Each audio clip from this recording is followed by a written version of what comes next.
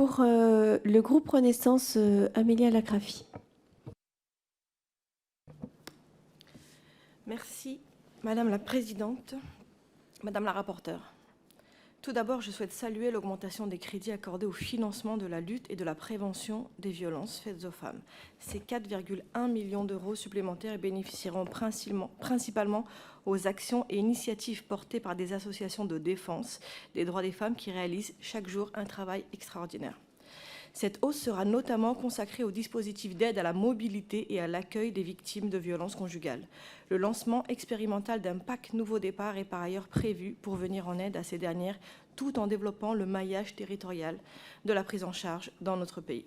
Dans ce contexte, je souhaite aborder la situation des Françaises victimes de violences conjugales ou intrafamiliales à l'étranger. Dans leur pays de résidence, ces victimes sont le plus souvent totalement isolées et dépendantes financièrement de l'auteur des violences. Dans certains cas, le retour en France demeure la seule échappatoire, mais le manque de ressources et de relais en métropole constitue un frein important, pour ne pas dire insurmontable. Voilà pourquoi je plaide avec force pour que les dispositifs nationaux que nous mettons en œuvre, notamment dans le cadre de ce budget, puissent pleinement intégrer nos compatriotes établis hors de France.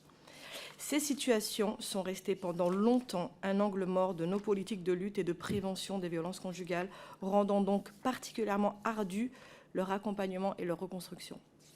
Les lignes commencent à bouger et plusieurs acteurs associatifs s'engagent sur le sujet. Je pense en particulier à un nouvel outil lancé par l'association The Sorority Foundation le 15 octobre dernier pour centraliser le recueil des cas de violence à l'étranger et proposer une prise en charge.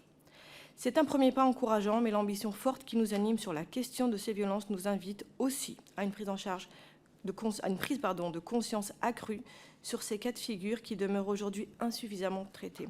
C'est en tout cas le point de vigilance que je souhaite porter à votre constance au sein de cette délégation. Merci. Je vous remercie.